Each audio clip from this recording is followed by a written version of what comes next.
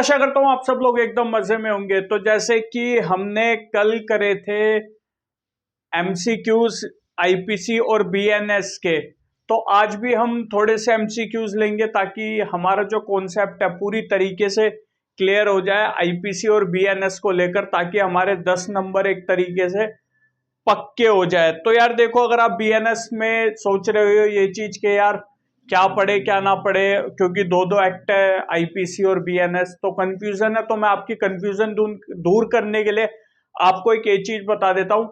जो नई चीजें इंट्रोड्यूस हुई हैं, जो नई चीजें आई हैं और जो पुरानी चीजें हटा दी गई हैं, उसकी नॉलेज आपको जरूरी रखनी पड़ेगी। क्यों? क्योंकि अगर आपको ये नॉलेज नहीं है कि क्या चीजें इंट्रोड्यूस हुई है और क्या चीजें हटी है, तो आपको डिफरेंस नहीं पता लग पाएगा कि आईपीसी और बीएनएस में क्या डिफरेंस आ गया। तो इसलिए आपको जरूर ही इस चीज की नॉलेज रखनी है। अगर आपने को नहीं समझ आ रहा या नहीं पता लग रहा, तो टेंशन वाली कोई बात नहीं है। आई बटन में चले जाइए या प्लेलिस्ट में चले जाइए एआईबीई की यूट्यूब चैनल पर, लीगल मैन में आपको वहां पर वीडियो मिल जाएगी जिसमें हमने नई नई क्या क्या चीजें आई हैं और क्या क्या चीजें रिपील यानी कि हट गई हैं उसके बारे में वहां उस वीडियो में अच्छी तरीके से डिफाइन कर रखा है। तो आपकी काफी ज्यादा मदद वहां पर हो जाएगी उस चीज को समझने में।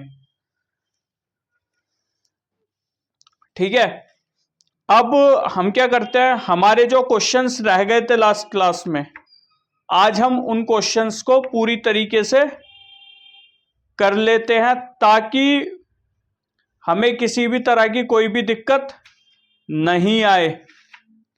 मतलब एटलीस्ट ये हो कि भाई हम जो प्रीवियस ईयर के जो हमारे क्वेश्चन है, किसके, हमारे क्वेश्चन जो है ऑल इंडिया बार एग्जामिनेशन के, वो हम सारे क्वेश्चंस अटेम्प्ट कर ले एटलीस्ट, ताकि अगर प्रीवियस ईयर में से कोई भी क्वेश्चन रिपीट हुआ तो आपको किसी भी तरह की टेंशन लेने की जरूरत नहीं होगी, आपको उसका आंसर आता होगा। क्योंकि कल हमने कुछ ऐसी चीजें पढ़ी थी, ऐसी चीजों के बारे में जाना था जो पूरे एक्ट के अंदर कहीं भी मेंशन नहीं थी। क्या कोई बता सकता है कोई ऐसा क्वेश्चन जिसमें कंफ्यूज हो गए थे आप लोग?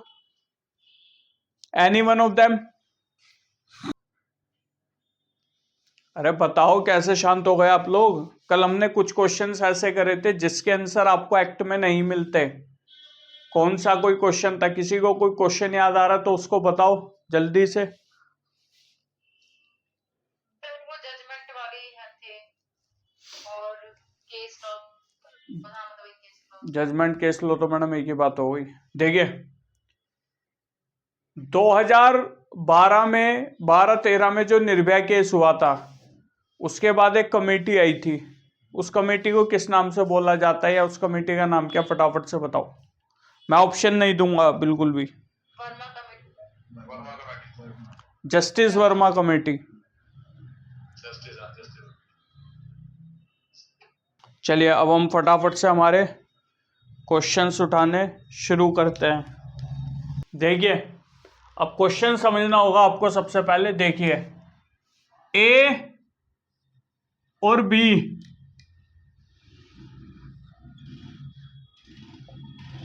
बी के बीच में एक प्लानिंग हुई, ए और बी के बीच में एक बातचीत हुई।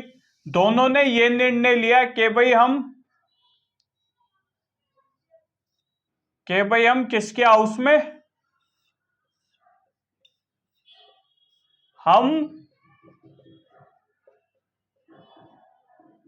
हम जो है आपका सी के हाउस में चोरी करेंगे। ठीक है, ये सी का घर है।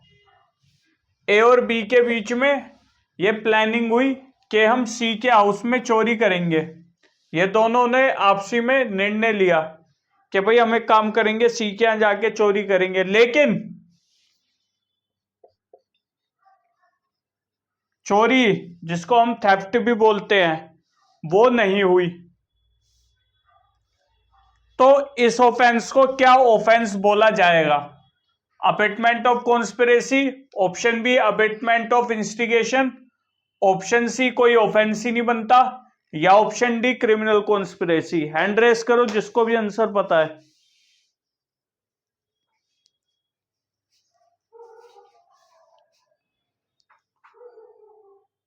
आशा मैम बताइए।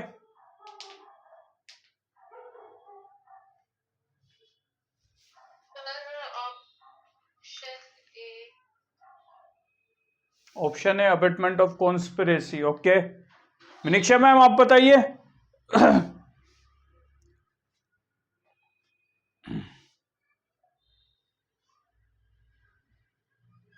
क्वेश्चन तो आप लोगों को समझ ही आ गया होगा, टफ बिल्कुल भी क्वेश्चन नहीं। हाँ जी बताइए मिनिक्षा मैम।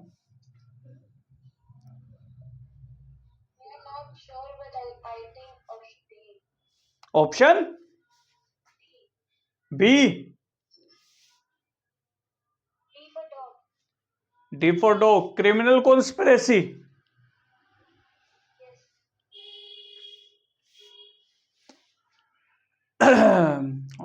पाल सर आप बताइए।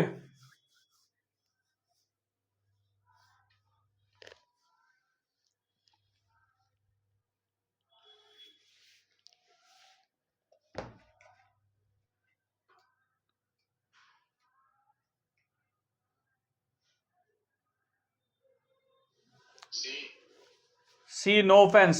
अच्छा चलिए वर्षा मैडम आप भी बता दीजिए।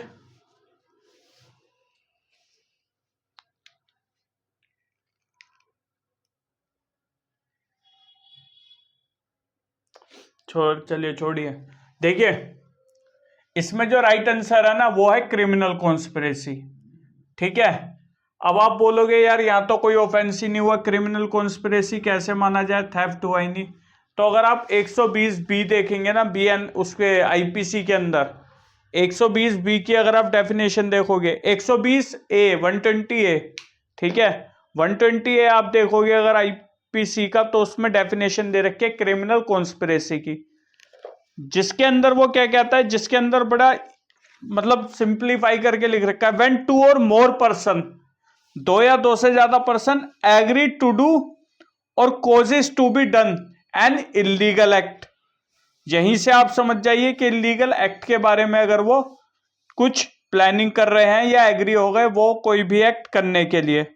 ठीक है, सेकंड ऑप्शन भी है लेकिन उसमें इतना जानना नहीं है, बस यहीं से आपको ये चीज समझ आ जाएगी।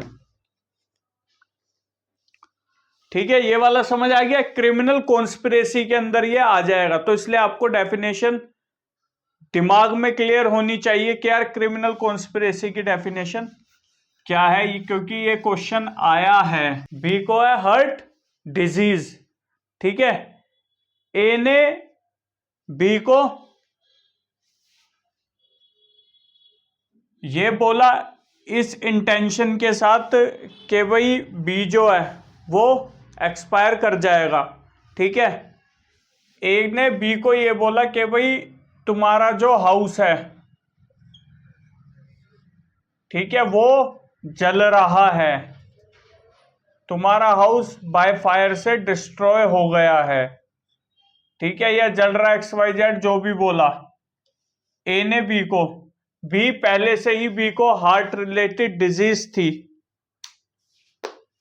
ठीक है, और ये किस इंटेंशन के साथ बोला ए ने बी को, ए ने बी को इस इंटेंशन के साथ बोला कि भैया बी जो है वो एक्सपायर कर जाए, क्योंकि ए को कहीं ना कहीं ये नॉलेज थी कि बी जो है वो हार्ट डिजीज का पेशेंट है। तो उसने गया और चिल्ला के ये बोला कि भाई बी तुम्हारा घर डिस्ट्रॉय हो रहा है क्योंकि उसमें आग लग गई है। बी हार्ट पेशेंट ऑलरेडी था, तो बी बोल कर गया यहां पर एक्सपायर। ठीक है, बी डाइड हो गया, शॉक की वजह से मर गया। तो यहां पर क्या ऑफेंस बनता है अब ए के खिलाफ?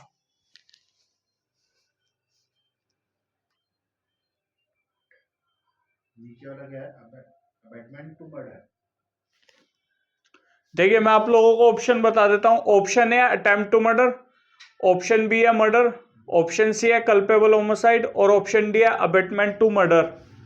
क्या राइट ऑप्शन है, जल्दी देखो और बताओ।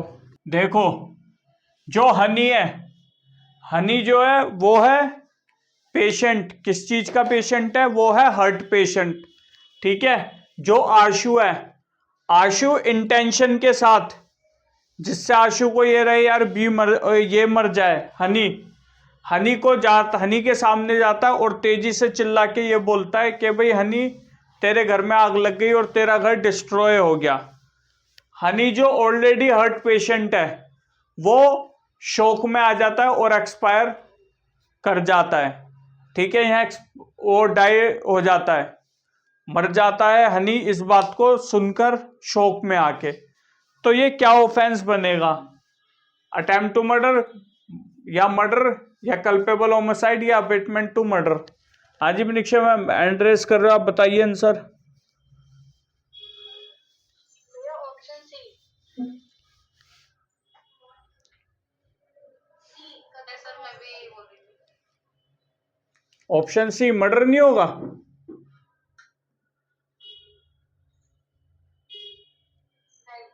ऑप्शन सी होगा, with the intention of murder. Option C with the intention of murder? क्यों मर्डर? भाई उसकी इंटेंशन है तो।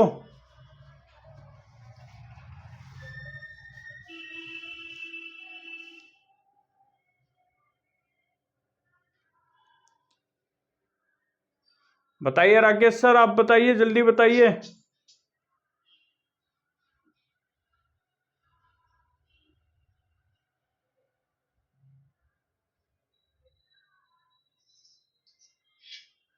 डायरेक्ट तो मर्डर कर नहीं रहा, तो सी होना चाहिए, कल्पेबल होना चाहिए। वो डायरेक्ट थोड़ी ना उसको मार रहा है, वो तो एक ऐसा एक्ट कर रहा है जिससे वो मरेगा। देखिए ऑप्शन वैसे आप सबका बिल्कुल राइट ऑप्शन है, ऐसी कोई बात नहीं है। ऑप्शन सी राइट ऑप्शन है, कल्पेबल होमिसाइड। यहां ना प्रोबेबिलिटीज देखी जाएगी कि भाई इस बात से कोई बंदा मर सकता है, नहीं मर सकता, क्या उसके कॉन्सिक्वेंसेस हो सकते हैं। इंटेंशन सही है, अगर आप कल्पेबल होमिसाइड की डेफिनेशन भी देखोगे तो उसमें इंटेंशन भी चाहिए, नॉलेज भी चाहिए, ठीक है। लेकिन प्रोबेबिलिटीज, मैंने एक एग्जांपल दिया था शार्प नाइफ वाला, और एक ऐसा नाइफ जो शार्प नहीं है, तो प्रोबेबिलिटी ज्यादा शार्प नाइफ वाले से है मरने की, या जो ज्यादा शार्प नहीं है उससे। जाहिर सी बात है जो शार्प है उससे होगी। तो यहां पर भी सेम यही चीज है, ठीक है। प्रोबेबिलिटीज इतनी नहीं बन रही थी, इसलिए इसको कल्पेबल होमिसाइड में डाल दिया, ना कि डाला गया मर्डर में।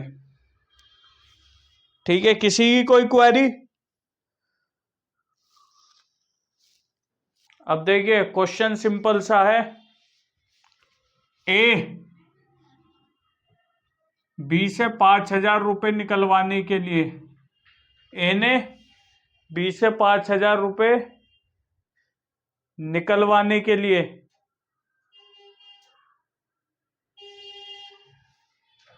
बी को फियर ऑफ डेथ में रखा। बताओ क्या ऑफेंस बनेगा? सर ए होगा इसका। मिस्चीफ नहीं होगा?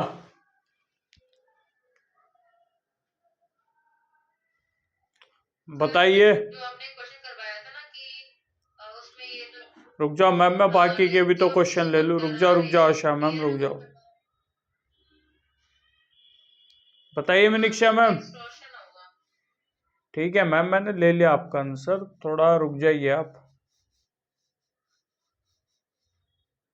बताइए मनीषा मैडम। आगे ऑप्शन ए है इसका। राकेश सर।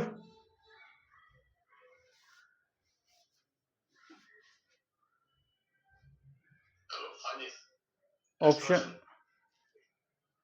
अच्छा वर्षा मैडम।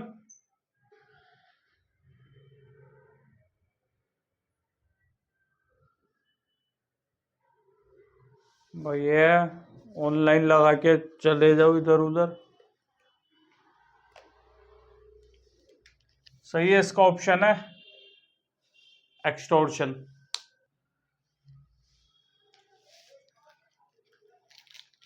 सर जनरल एक्सेप्ट में आएगा ये बच्चों के लिए। मैडम मेरा क्या क्वेश्चन है? यही आंसर है कहीं बच्चे के लिए, या जनरल एक्सेप्शन में आएगा?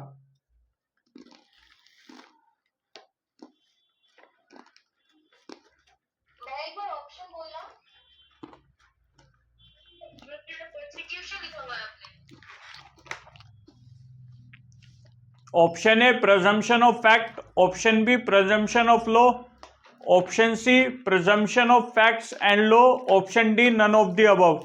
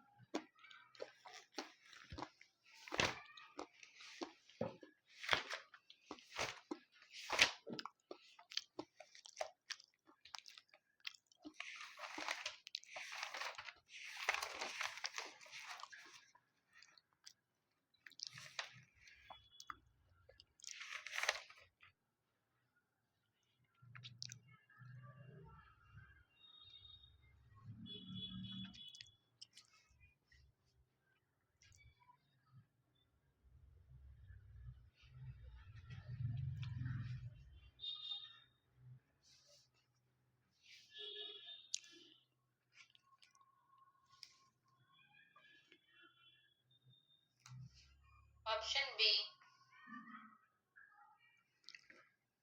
Option B.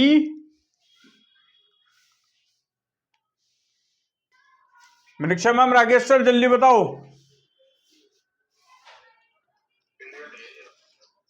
हाँ जी,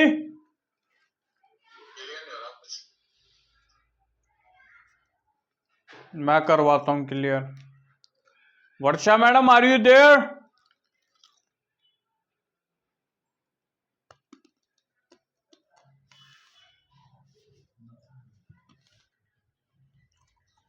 बताओ। It's the presumption of law.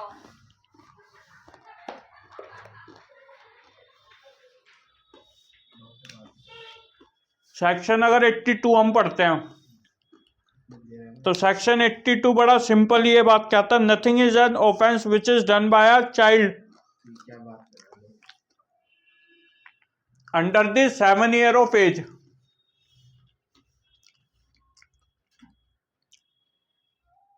जो सेक्शन 82 है उसमें हम प्रिजम्पशन किस चीज की लगाएंगे?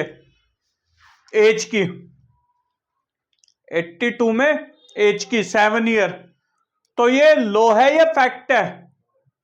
लॉ है ना, फैक्ट थोड़ी है ये। तो इतना कंफ्यूज क्यों हो रहे हो? प्रिज्यूम तो आप लॉ को करके चलोगे ना भैया। यही चीज है, आपके हाथ में बेरख्त आंसर आई नहीं। इसमें कॉन्सेप्ट की क्लैरिटी चाहिए। फैक्ट क्या होगा? फैक्ट तो ये होगा भैया, अगर ऐसे ऐसे कोई चीज हो गई, प्राइवेट डिफेंस का आपको राइट ऐसे ऐसे ये मिल जाएगा, या किसी केस की स्टोरी में ऐसे हो गया वैसे हो गया, ये फैक्ट्स हो गए। फैक्ट की तो 82 में बात ही नहीं है। प्रिजम्पशन ऑफ लॉ दे रखा है वहां पर। तो हम जब क्वेश्चन सॉल्व करेंगे तो हमें इन चीजों पे भी ध्यान देना होगा।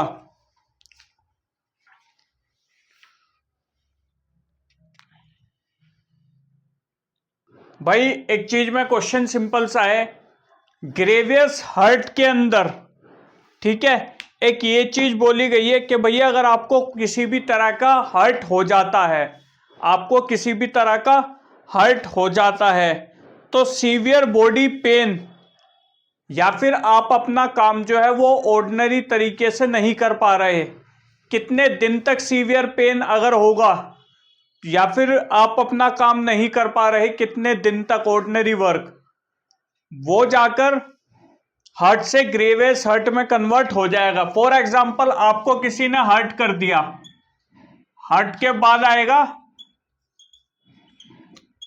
ग्रेवियस हर्ट। किसी ने आपको हर्ट कर दिया तो हर्ट के बाद कितने डेज का टाइम पीरियड है जिसके बाद या तो आपको बॉडीली पेन उतने दिन तक कंटिन्यू हुआ है, या फिर आप अपना ऑर्डिनरी वर्क उतने दिन तक नहीं कर पा रहे हो। तो वो कितने डेज हैं बताइए फटाफट से मुझे। ऑप्शन ये है, ऑप्शन ए है 10 डेज, ऑप्शन बी है 15 डेज, ऑप्शन सी है 14 डेज या ऑप्शन डी है 20 डेज।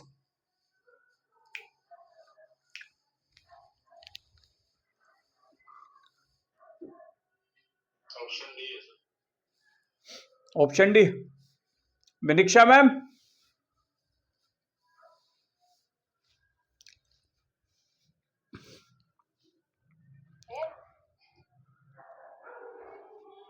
ए है। Okay, Asha ma'am.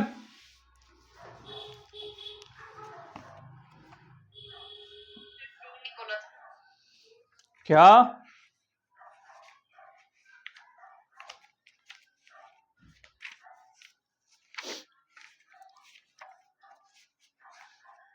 क्या आशा मैम, क्या बोला आपने?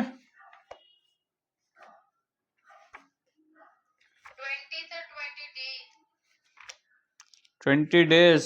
ओके, आप मिनिक्षा मैम ये 10 डेज आपको कहां से दिख गया?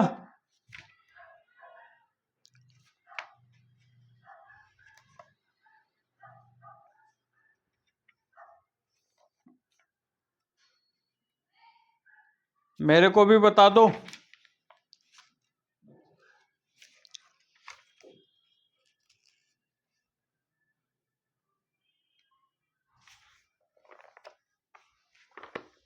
आपने सच बताओ तो मुझे ना ये कितने दिन तक है वो चीज मिल नहीं रहा है। क्यों नहीं मिल रहा है? अच्छा, सेक्शन 320 के क्लोज 6 में जाइए आप।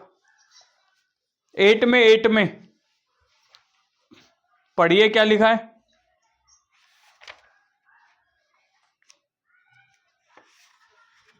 20 days, okay, got it. तो ये 10 डेज आपको कहां से मिला या खुद ही वो पेल दिया तुक्का? मैंने तुक्का लगाया था। बहुत बढ़िया।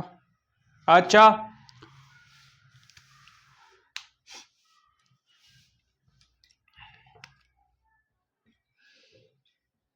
अब बताना जरा आप क्या राइट आंसर है।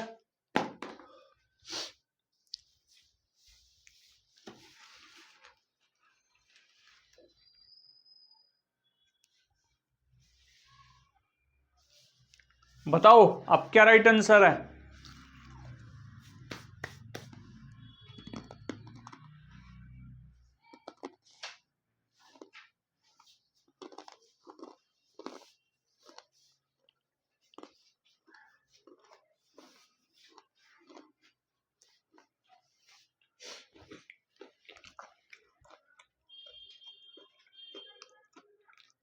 हिंट के लिए आपको बता दूं,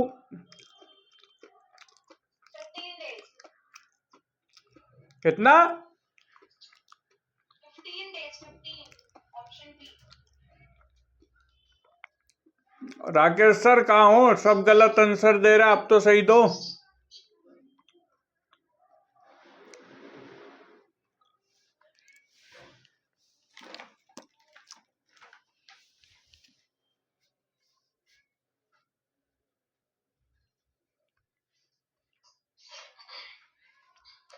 आशा मैम आप बता दो।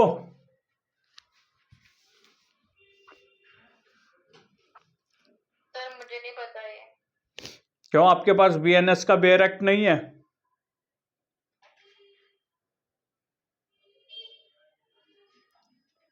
सर क्या?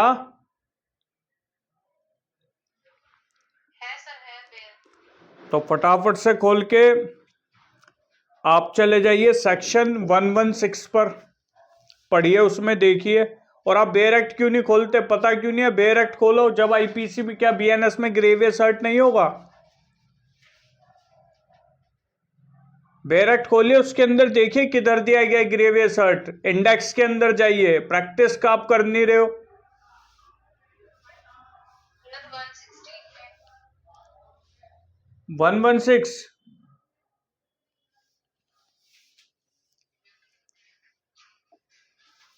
बेयर एक्ट खोलिए, इंडेक्स में जाइए। हालांकि मेरे इस क्लास में ज्यादा टाइम लगता है आप लोगों को आंसर ढूंढने के लिए, लेकिन मैं फिर भी उस पर ऑब्जेक्शन नहीं करता, क्योंकि मेरे को एटलीस्ट आप प्रैक्टिस करो। बट आप लोग वर्बली पढ़ के या वैसे बोल रहे हो कि मेरे को आंसर ही नहीं पता? अरे जब मैंने BNS ग्रेवियस हर्ट लिख दिया, इतना मैंने आपको क्लू दे दिया, तो जाओ ढूंढो। तो मैं ही बता रही हूँ, 116 में दिया हुआ है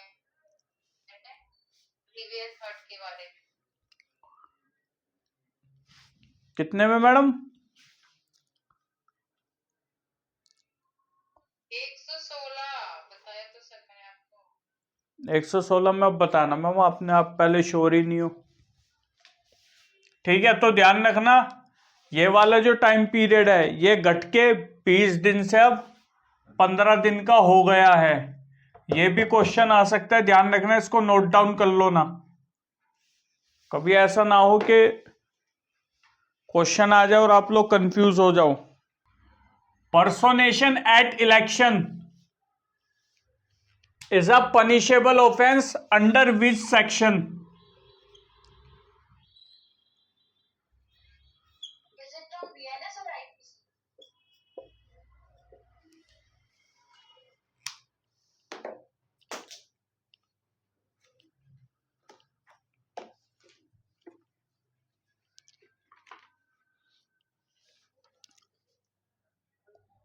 ऑप्शंस क्लियरली दिख रहे हैं सबको?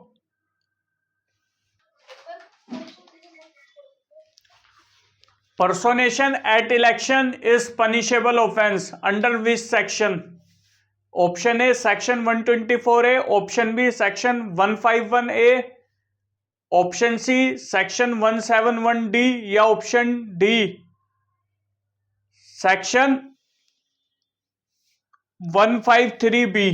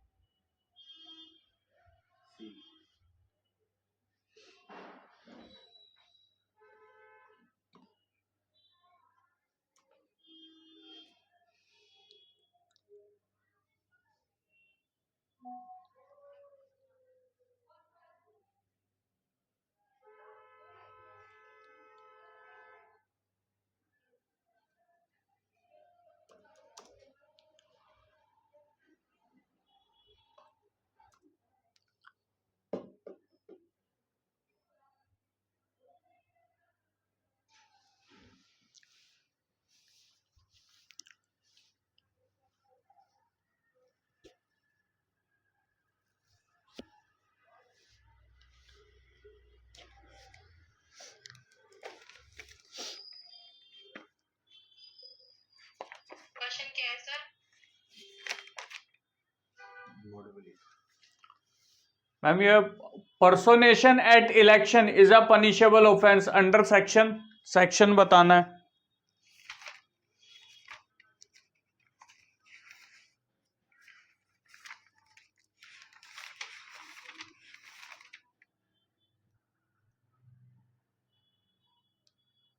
सर डी है।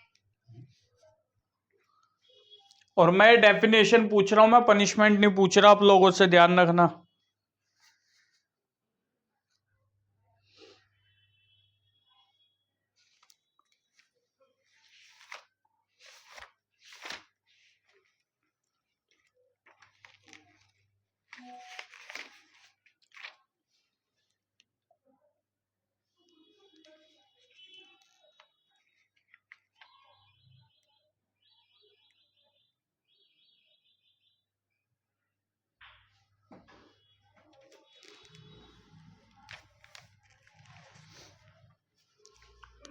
क्या है जल्दी बताओ आंसर, राइट आंसर बताओ यार, बहुत टाइम लगा दिया आप लोगों ने। मेरा ऑप्शन सी 171 डी। अच्छा 171D, ऑप्शन सी। अच्छा राकेश सर,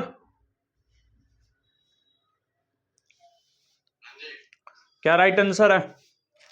सी। सी। आशा मैम?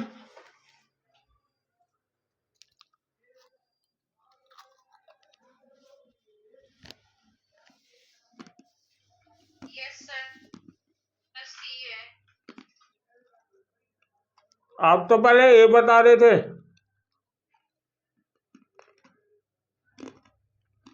भी निकाल के देखा ना उसको पढ़ा।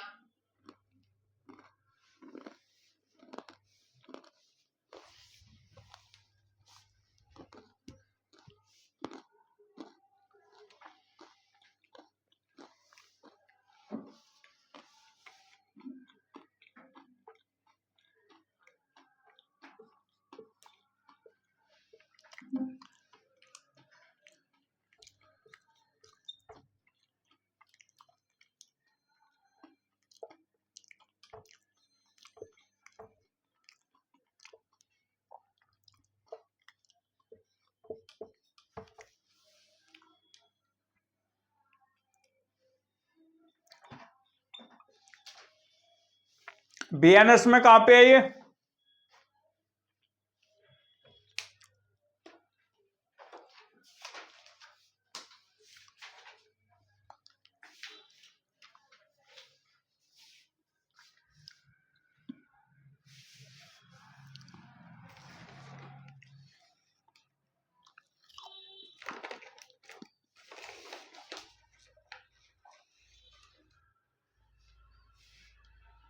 मैं बताऊं? Option D 172।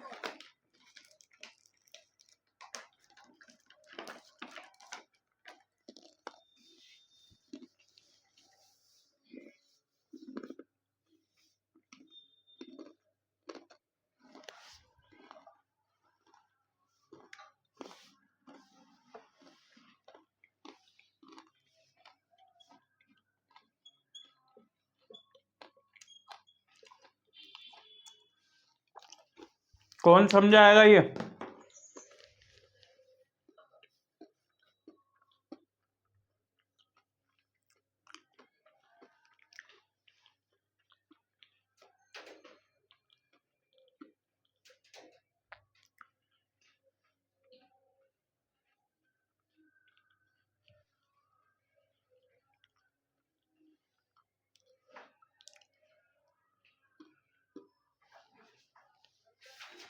देखो, पर्सोनेशन का मतलब होता है इलेक्शन के अंदर जो कोई वोट दे चुका है, ठीक है, वो दोबारा वोट दे रहा है, या फिर जो कोई अपना निर्वाचन वगैरह भर चुका है फिर भर रहा है, ठीक है, मतलब किसी और पर्सन के नाम पर या खुद से ही 2 बार कोई ऐसा काम कर रहा है, वो सब पर्सोनेशन में आता है। ठीक है, समझ आ गया ये? टाइप्स ऑफ पनिशमेंट कितनी है आईपीसी के अंदर?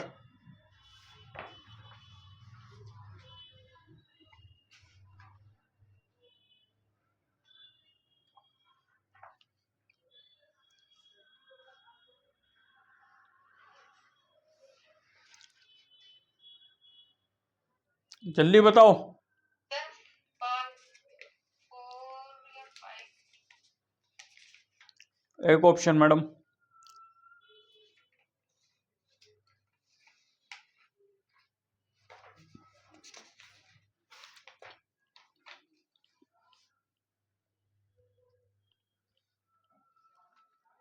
तो हटा दिए होते तो हटा ही देंगे।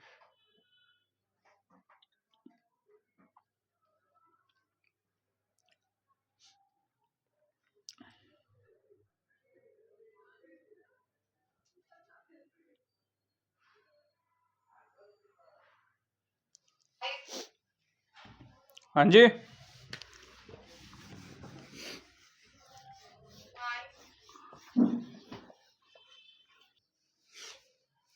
मीटिंग ऑफ माइंड्स, ठीक है,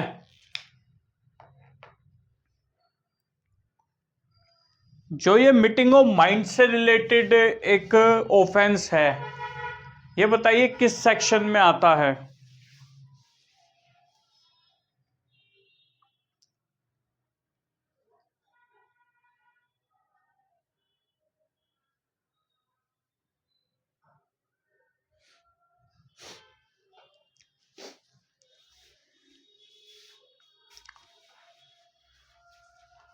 ये कॉन्सेप्ट पे बेस्ड है, पहले मैं आपको हिंट के लिए बता दूं,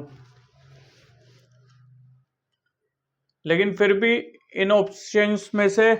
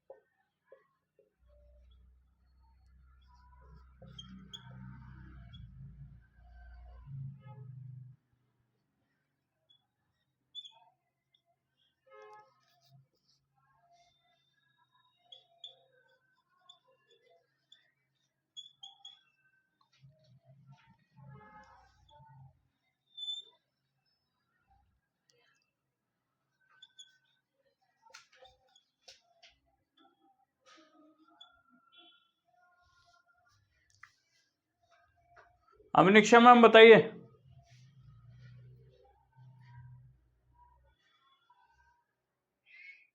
भैया 128।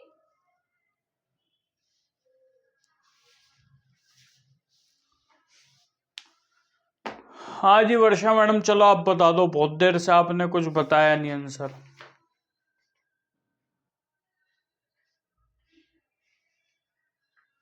है ही नहीं यहाँ पे। Option C. हाँ देखिए, इसका ऑप्शन है क्रिमिनल कॉन्स्पिरेसी। ठीक है, अब देखिए क्रिमिनल कॉन्स्पिरेसी का मतलब क्या है। एक तरीके से देखिए, क्रिमिनल कॉन्स्पिरेसी में होता है हमें कॉन्स्पिरेसी कर रहे हैं, ठीक है, तो यहीं से आप समझिए मीटिंग्स ऑफ माइंड होगा, यानी कि हम अपने दिमाग में सोचकर चलेंगे कि भाई ऐसे हमें ऑफेंस करना है, वहां हम जाएंगे, ऐसे ऐसे एक्ट करेंगे, ये हम ऑफेंस करेंगे। तो ये पहले से हम डिसाइड कर कर वहां पर एक तरीके से जा रहे हैं कि भैया हमें वहां फला ऑफेंस करना है। तो ये क्या, मीटिंग ऑफ माइंड्स। ठीक है, तो इसका राइट ऑप्शन है 120 है। ठीक है, अब एक मैं क्वेश्चन आपको बताता हूं, उसमें से आपको मेरे को राइट आंसर बताना है कि राइट आंसर क्या है। ठीक है, ए ने क्या काम करा,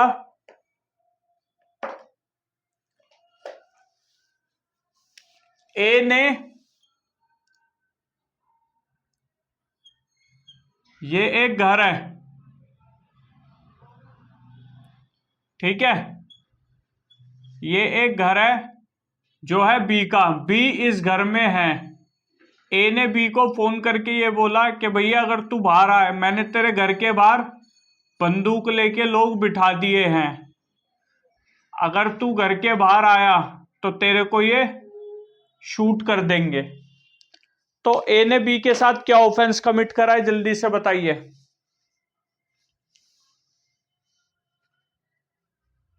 ए option wrongful confinement, B option kidnapping, C option abduction और डी ऑप्शन रोंगफुल डिस्ट्रेन। ये किसने एक्सटोर्शन बोला?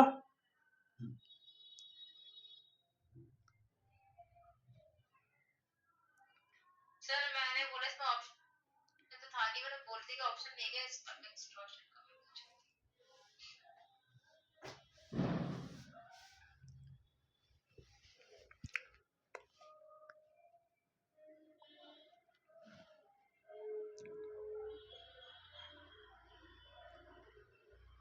चलिए फटाफट से, क्वेश्चन तो आप सभी लोगों को समझ आ गया, इसका आंसर मुझे जल्दी से दीजिए फटाफट, विदाउट एनी डिले।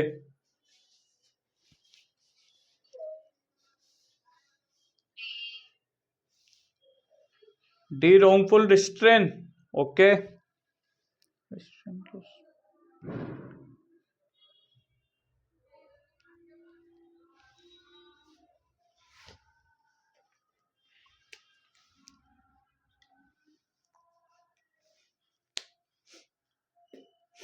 बताइए मिनिक्षा मैम, राकेश सर जल्दी।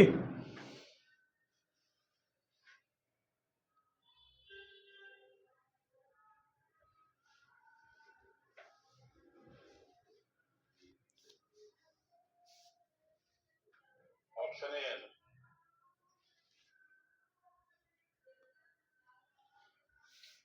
मिनिक्षा मैम, मैम जो मिली ना, आई थिंक सी है इसका राइट ऑप्शन। एबडक्शन।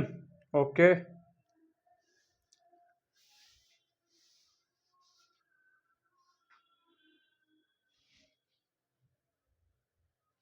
चलिए वर्षा मैडम आप बताओ।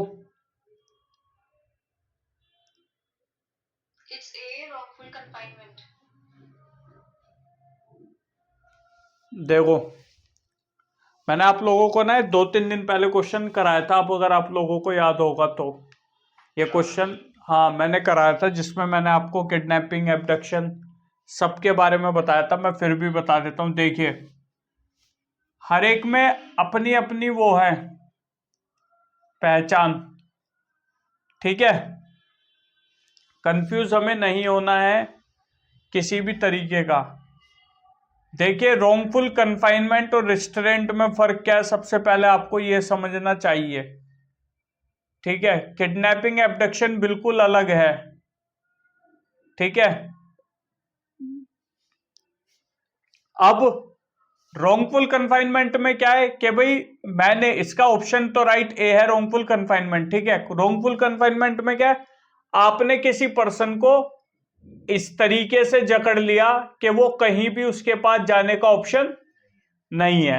रॉन्गफुल कन्फाइनमेंट सिंपल सी लैंग्वेज में यही है। एक इसको रास्ता था, यहां से घर से इसी गेट से आता, इसी गेट से जाना था, यहां ये कह रहा मैंने बंदे बिठा दिए तो अभी अंदर ही रह गया, तो ये हो गया रॉन्गफुल कन्फाइनमेंट। रॉन्गफुल रिस्ट्रेन में क्या है, अगर ये किसी प्लेस पे होता, बट उस प्लेस में इधर से भी रास्ता था, इधर से भी रास्ता था, ठीक है, इधर से भी रास्ता था और इधर से भी, इसने इसको फोन करके बोला यहां पे मैंने बंदे बिठा दिए, तो इसको किसी भी तरह की कोई दिक्कत नहीं थी, ये रॉन्गफुल कन्फाइनमेंट में ना आकर ये रॉन्गफुल रिस्ट्रेंट में आ जाता। बट अगर ये चारों तरफ से इसको बंद कर देता, देन ये रॉन्गफुल कन्फाइनमेंट में आ जाता था। और किडनैपिंग और एबडक्शन का तो रोल ही बिल्कुल अलग है,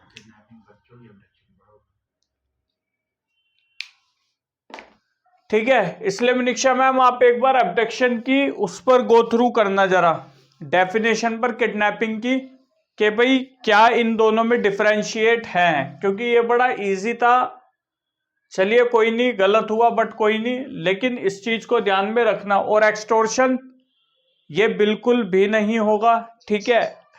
एक्सटोर्शन का भी मैं बता देता हूं। ये एक्सटोर्शन का क्या है, एक्सटोर्शन का सिंपल है, किसी को फियर में रख के उससे कोई वैल्यूएबल चीज को मांगना।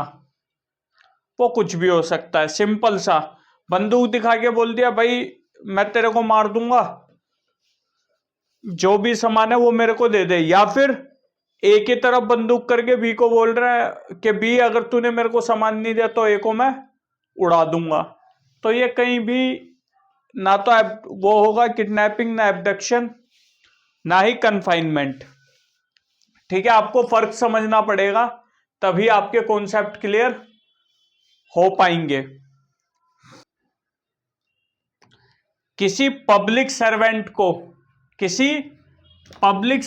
को उसका काम करने से रोकने पर किस तरह का ऑफेंस होगा, बेलेबल होगा, नॉन बेलेबल होगा, उसको सिविल रॉन्ग बोलेंगे, या फिर कोई भी इनमें से राइट ऑप्शन नहीं है। किसी पब्लिक सर्वेंट को काम करने से रोकने पर वो कौन सा ऑफेंस होगा? हाँ जी मनीषा मैम बताइए। Option A, civil wrong. Option is civil wrong. ठीक है, आशा मैम आप बताइए।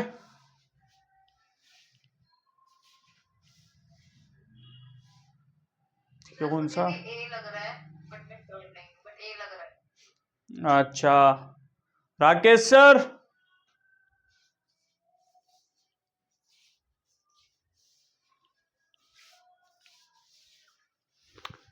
जल्दी जल्दी बताइए, जल्दी बताइए।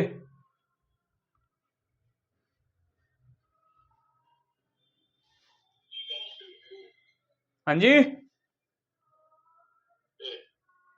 ए सिविल रॉन्ग।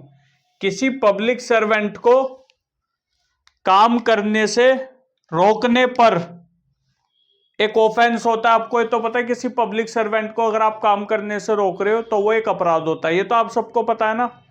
ठीक है, तो उसको वो क्या हो सकता है ऑफेंस? सिविल रॉन्ग हो सकता है, बेलेबल हो सकता है, नॉन बेलेबल हो सकता है, या फिर नन ऑफ द अबव। यही क्वेश्चन था। आप लोगों ने सिविल रॉन्ग बोला, ये बिल्कुल ही गलत आंसर है। बेयर एक्ट खोलो, उसमें ढूंढो कि कहां पर ये सेक्शन दिया गया है, उसके अंदर पढ़ो कि ये बेलेबल है या नॉन बेलेबल है। ठीक है, आप फिर एक गलती करोगे, पहले इतना करो फिर मैं आपको बताऊंगा।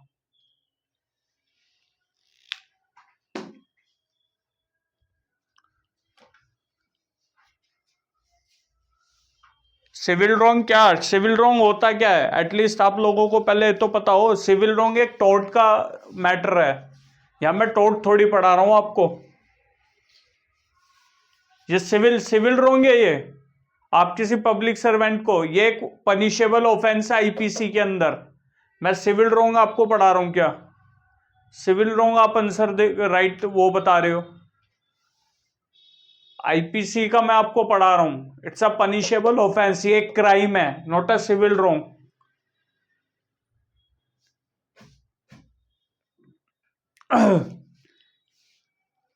obstructing public servant in discharge of his public function is a क्या है?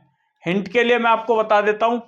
आप क्या करिए, आप जाके देख लीजिए सेक्शन 186 ऑफ आईपीसी, फिर बताइए मुझे बेलेबल है या नॉन बेलेबल है।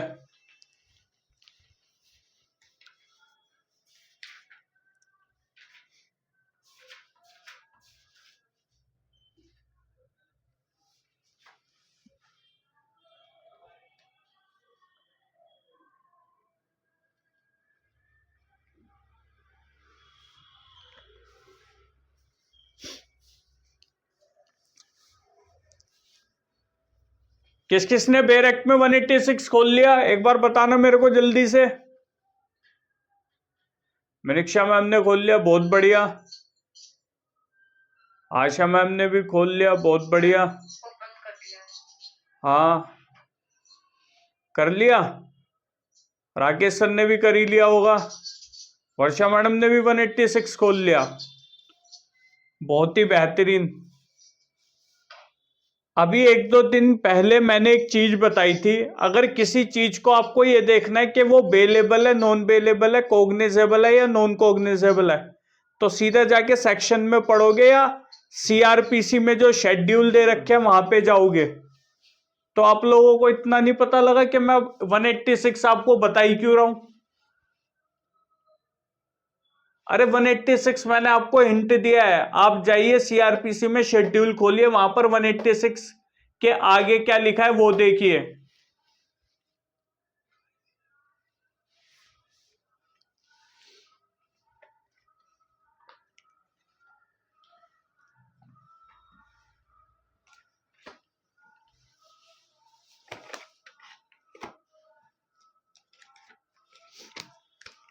मतलब आप लोगों को बताने के बाद भी आंसर सही नहीं आ रहे।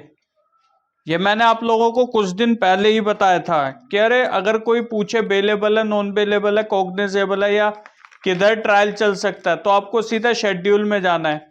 इसलिए मैंने आपको पहले ही ये लिख के दे दिया था ऑप्शन कि सेक्शन 186 है, आप उसमें ढूंढ रहे हो, कभी उसमें बेलेबल नॉन बेलेबल लिखा ही नहीं रहता। इवन वर्षा मैडम तक हैंड रेस करके बता रही कि हमने 186 खोल लिया। अरे आपको बेलेबल नॉन बेलेबल देखना, आप शेड्यूल में जाओगे। इस तरीके से क्वेश्चन घुमाने वाले आएंगे आपको।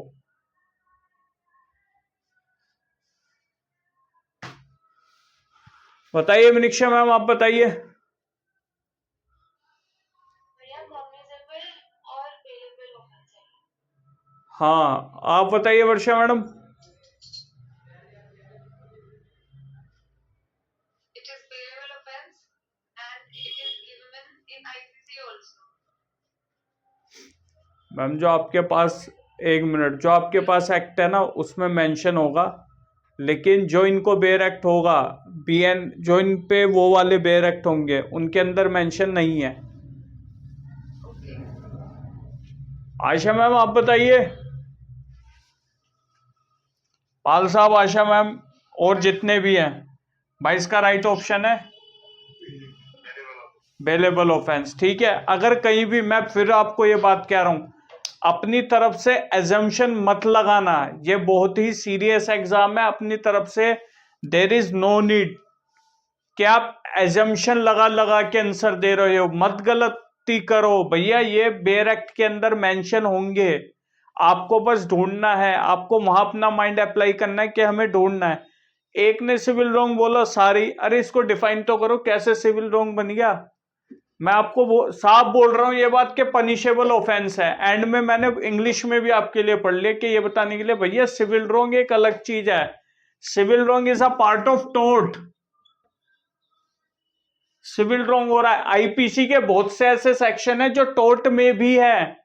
आपको कंपनसेशन चाहिए, आप टोर्ट में जाइए।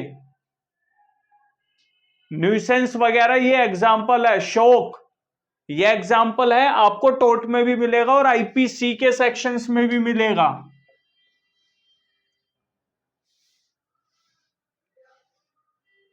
ठीक है, आपको इधर भी मिलेगा और उधर भी मिलेगा। ऐसे बहुत से सेक्शंस हैं आईपीसी में, बट ये सिविल रॉन्ग में आप पता नहीं क्यों जा रहे हो।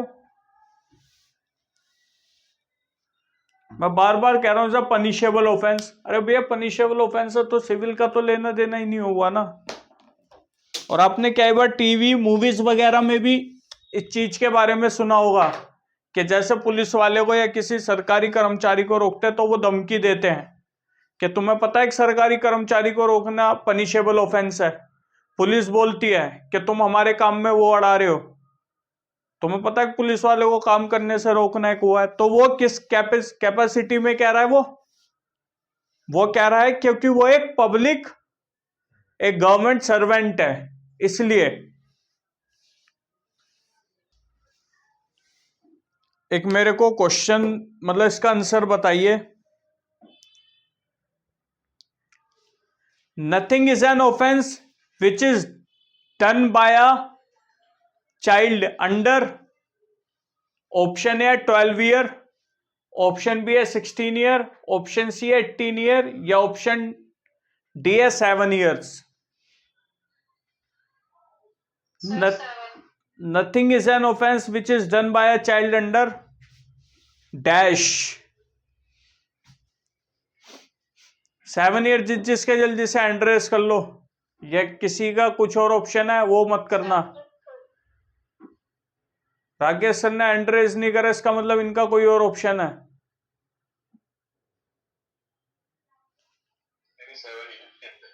एंड्रेस करो ना, ठीक है। एक चीज आप समझना, देखो 17 साल से कम उम्र का कोई भी बच्चा है, 17 कह रहा हूं 7 साल से, ठीक है, 7 साल से कम उम्र का कोई भी बच्चा है, वो कुछ भी करता है वो पनिशेबल ऑफेंस नहीं माना जाएगा। लेकिन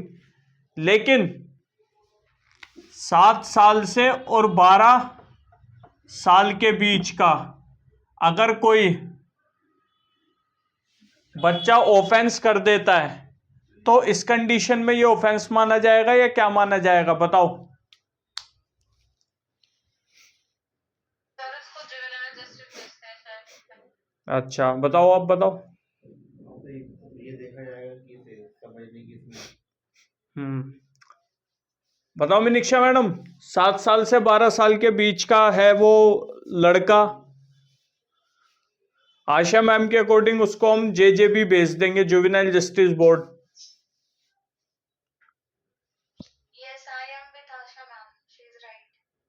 ओके राकेश सर, ये मैंने क्लास में पढ़ाया भी है।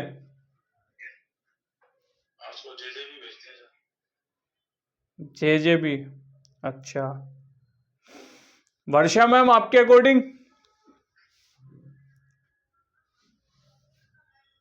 If he has attained sufficient majority of what he is doing, then बस बस बस बस बस बस बस, सफिशेंट है, सफिशेंट है। देखो फर्क क्या है भाई,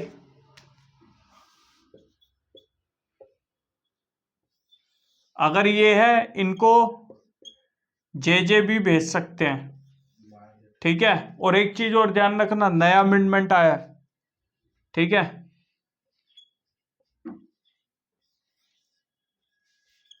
इनके खिलाफ ट्रायल भी चल सकता है, ठीक है। 16 से 18 साल के बीच वालों के खिलाफ ट्रायल भी चल सकता है, ध्यान रखना। इट्स डिपेंड अपॉन दी जज, जज के डिस्क्रिशनरी पावर है, वो चलाते हैं या नहीं चलाते, ठीक है।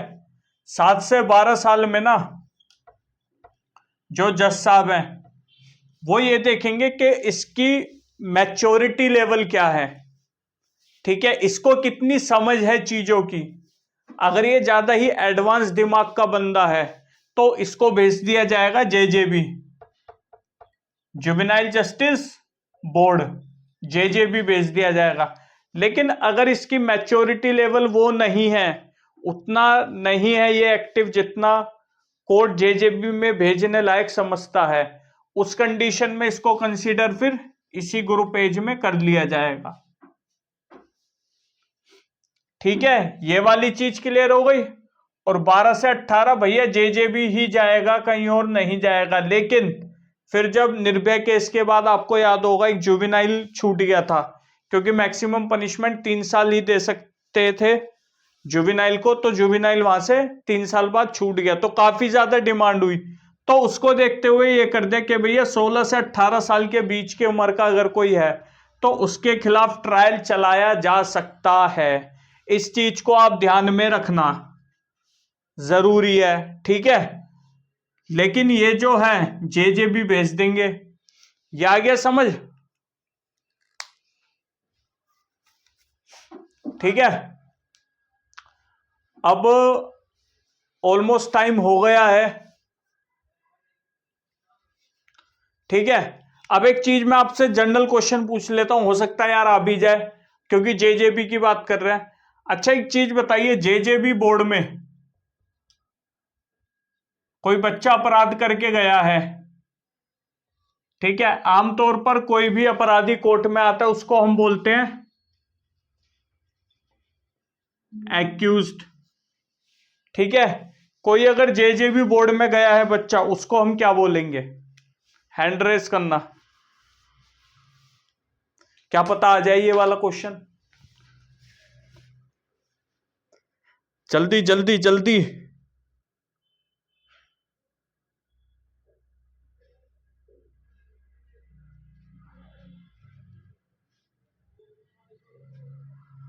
मैंने कई बार बताई है बात, हाँ बोलो बोलो बोलो। पोस्को, पोक्सो, फिर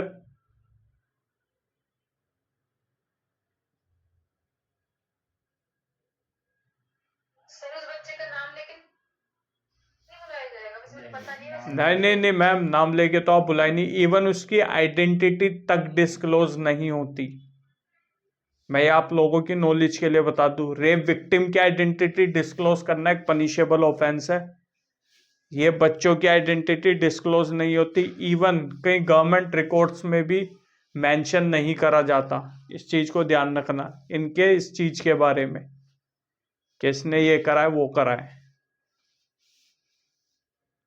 सर मैं ये बोलना चाहती हूँ कि जो 17 साल का जो बच्चा है उसको तो काफी सारी समझ होती है, और कोई क्राइम करता है तो फिर उसको जुवेनाइल जस्टिस में क्यों डालते हैं? ये ठीक मैम है मैम उसके? मैम अब ऐसा नहीं है, अब कोर्ट्स को ये डिस्क्रिशनरी पावर है कि कोर्ट एनालाइज करेगा कि वो उसके खिलाफ ट्रायल चलाया जा सकता है या नहीं चलाया जा सकता।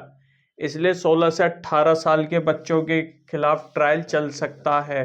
ये मैंने आपको चीज़ पहले ही बता दी। अब जल्दी से मेरे को बताइए, जेजेबी बोर्ड में क्या बोलेंगे उसको, बच्चे को किस नाम से बुलाते हैं?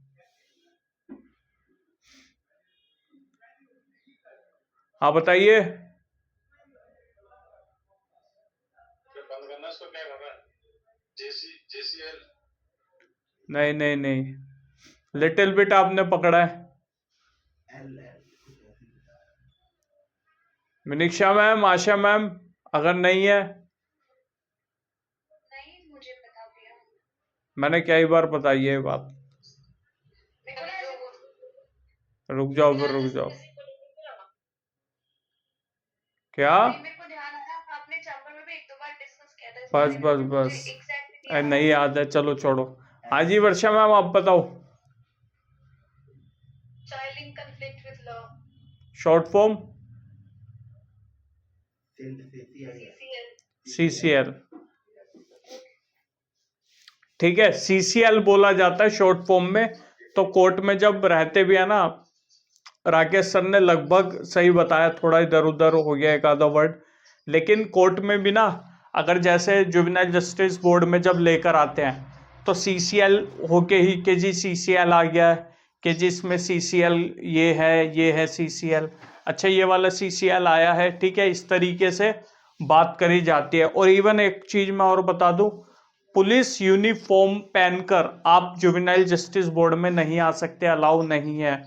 जनरली आप देख लोगे एक आधे पुलिस ऑफिसर को वो आ जाते हैं, बट आना बिल्कुल ही मना है। आप सिविल ड्रेस में ही वहां पर जाओगे। हालांकि लॉयर्स अपनी ड्रेस में जा सकते हैं, कोई भी दिक्कत नहीं है, लेकिन पुलिस को भी इवन अलाउ नहीं होता सीसीए उसमें जुवेनाइल जस्टिस बोर्ड में जाने का। ठीक है, एक थोड़ा सा फनी बट इंटरेस्टिंग एक क्वेश्चन मैं आपसे पूछता हूं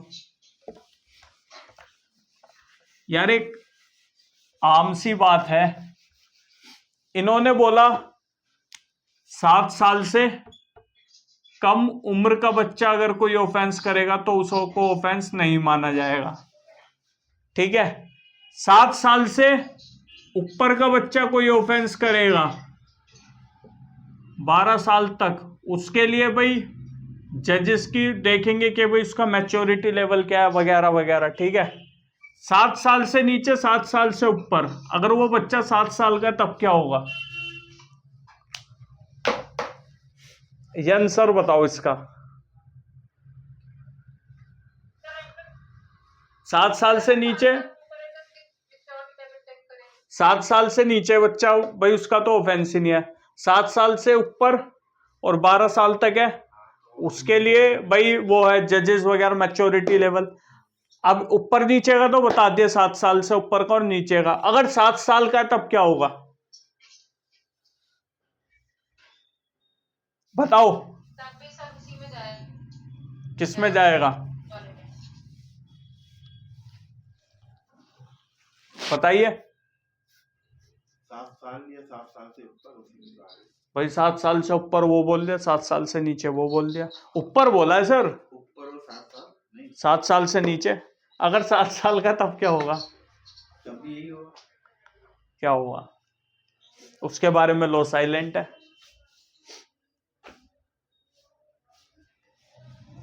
परशा मैम आप भी बता सकते हो इसमें, तो लगाओ दिमाग।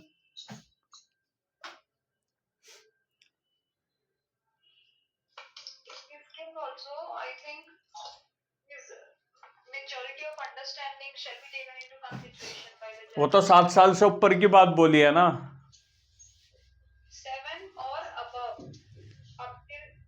7 वर्ड नहीं लिखा मैम, अबव 7 लिखा है। 7 साल के लिए तो ऑफेंस ही नहीं है ना।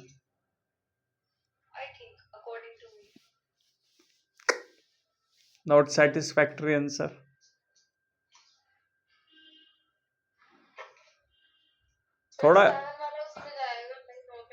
थोड़ा गहराई से सोचो, आप आंसर ढूंढ लोगे यार। अबव 7 ईयर बोल दिया, लेस देन 7 ईयर बोल दिया। अबव और लेस देन तो हो गया, अगर 7 ईयर है तब क्या होगा?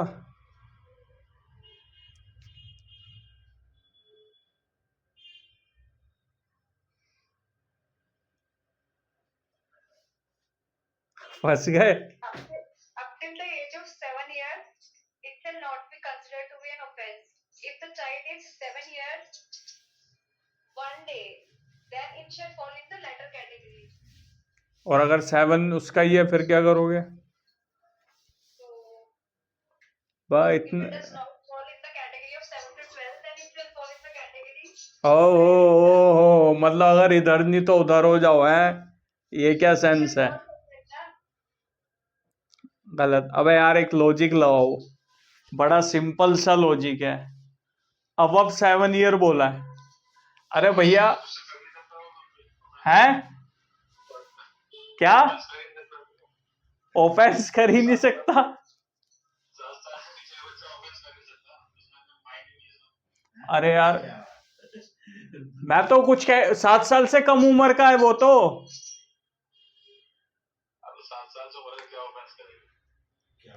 चलो 7 साल से कम उम्र के को छोड़ दिया, वो ठीक 7 साल का है ना, वो ज्यादा का है ना। अबे यार एक कॉमन सेंस लगाओ, रात को 12 बजे वो 7 साल का हो गया, जैसे ही 1 सेकंड आगे गया वो 7 साल से ऊपर एज का नहीं हो गया क्या?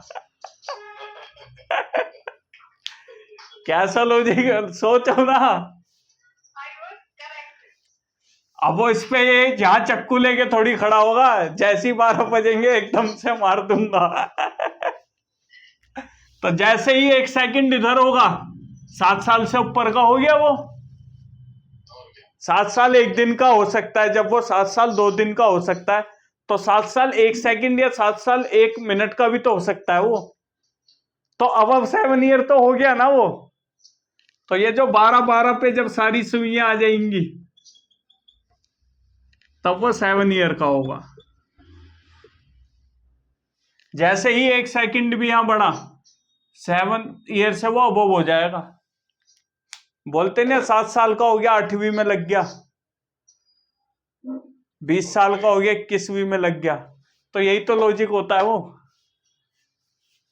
ठीक है, तो भाई हमारी आईपीसी पूरी खत्म हो गई है। अब एक भी क्लास आईपीसी की हम बिल्कुल भी नहीं लेंगे, इस चीज को ध्यान में रखना। आईपीसी हमारी तरफ से प्रॉपर कंप्लीट है।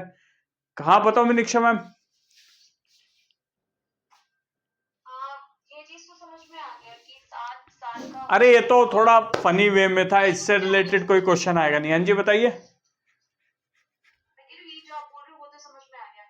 एक जनरल बेस पे मैं पूछ रही हूँ, मेरे मन में क्यूरियोसिटी हो रही है, अगर वो 6 साल का कंप्लीट होके 7वें में लग रहा है, हाँ तब उसने कोई किया उसे, कोई दिक्कत नहीं है, तब वही 7 साल का तो मैम हुआ नहीं है ना वो।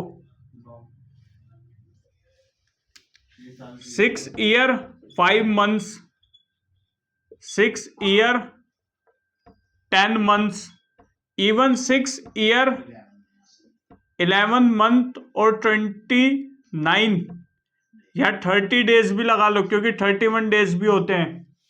अगर इतना भी है ना तब भी वो 6 ईयर का ही वाले उसमें बेनिफिट में आ जाए, क्योंकि ये 7 से सारे कम हैं ये। ठीक है, किसी की कोई और क्वेरी जल्दी बताओ, फिर मैं फटाफट क्लास को खत्म करूं यार।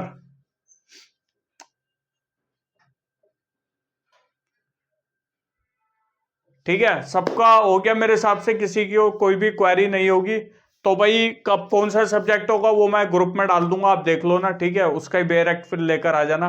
तो फिर भाई ऑनलाइन वालों आप कमेंट सेक्शन में मेंशन करते रहना जो भी आपके आंसर होंगे।